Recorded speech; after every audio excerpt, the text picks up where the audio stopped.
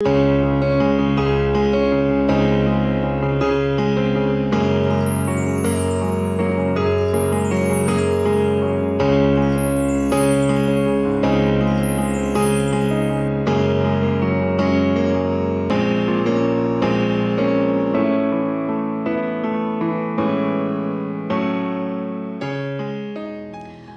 queridos, tudo bem? Uma excelente sexta-feira para todos. É sempre uma alegria ter a companhia de cada um de vocês aqui conosco. E hoje, conforme temos feito todas as sextas-feiras, mais um texto enviado por uma pessoa que acompanha o nosso programa. Ele é o Antônio Martinez da Silva, da cidade de Acopiara, no Ceará. Desde já, agradeço o carinho dele, do Antônio, pelo nosso programa, e ele nos envia uma mensagem que vai falar sobre a pesca maravilhosa.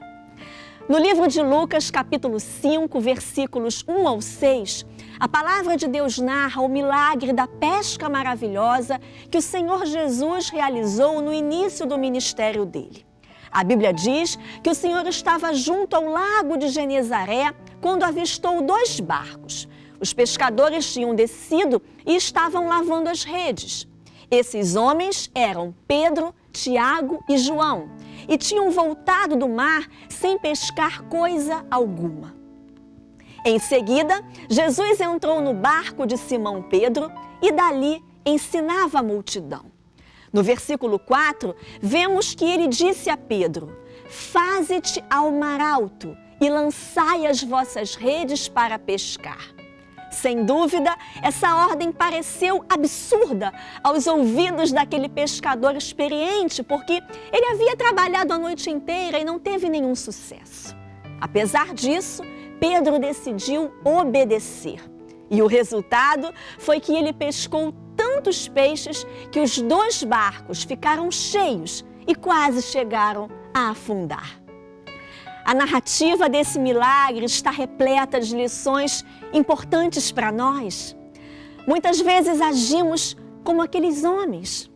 Tentamos ser bem-sucedidos pela nossa própria capacidade, lutamos, nos esforçamos e nada conseguimos. Depois de aplicar todo o nosso esforço, acabamos voltando de mãos vazias.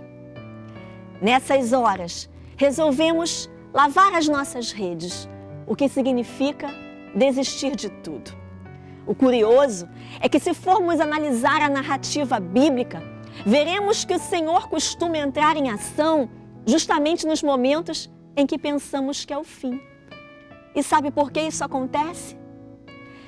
Porque é justamente nessa fase que a grande maioria de nós decide entregar tudo nas mãos dele.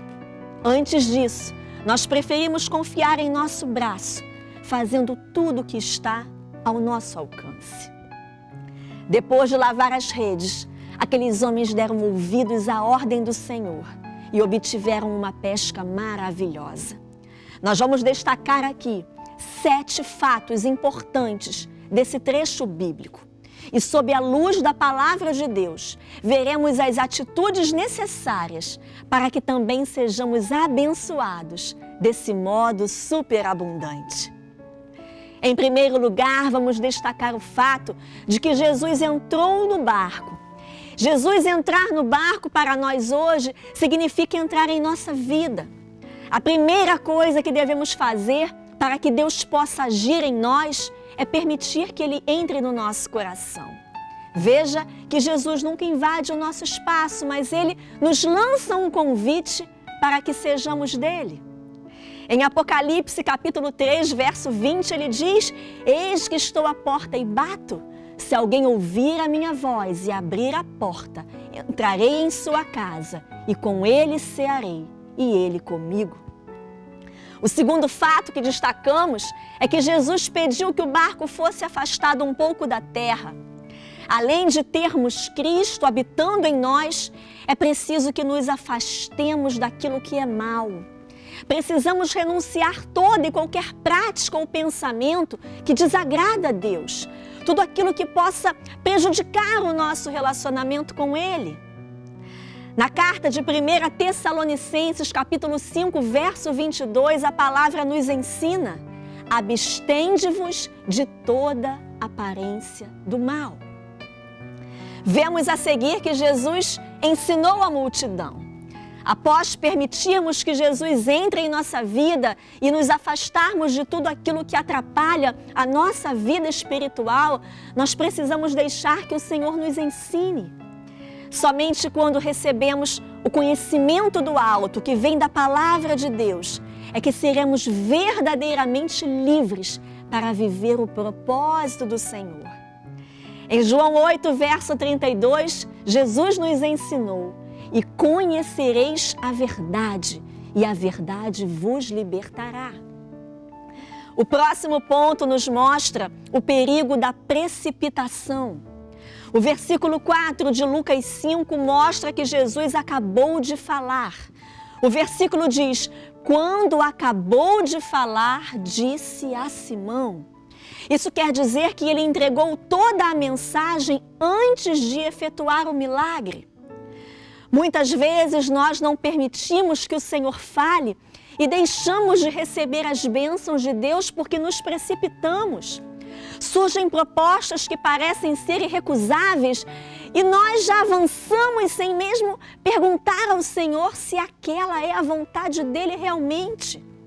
Tudo que formos realizar, querido, é preciso antes consultar a Deus. A última palavra em nossa vida deve ser sempre dele.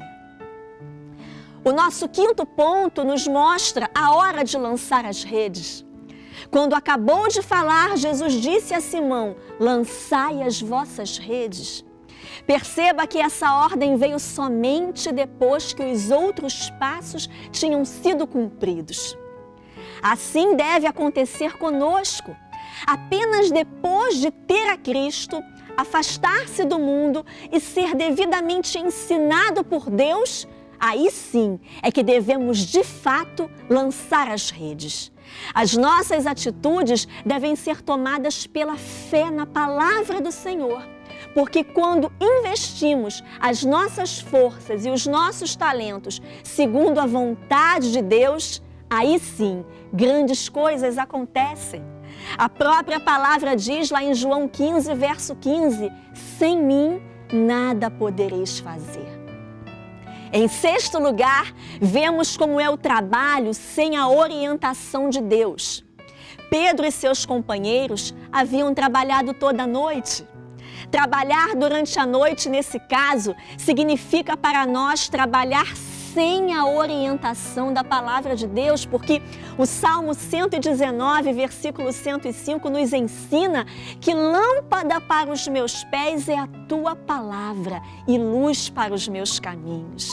Nós precisamos trabalhar na luz da palavra de Deus. E finalmente observamos a recompensa da obediência. Temos aqui uma maravilhosa declaração de fé. Embora conhecesse bastante o seu ofício e tivesse trabalhado exaustivamente durante toda a noite, sem obter nenhum resultado, Pedro decidiu obedecer à ordem de Jesus. Com essa atitude, ele estava demonstrando que confiava em Cristo. E é assim que cada um de nós também deve proceder. Foi debaixo da orientação do Altíssimo que os discípulos puderam obter a pesca maravilhosa. Meu querido, se você deseja receber bênçãos de Deus, resolva primeiro servir ao Senhor, entregar a sua vida nas mãos dele e certamente as bênçãos virão como consequência. Pense nisso. Que Deus te abençoe.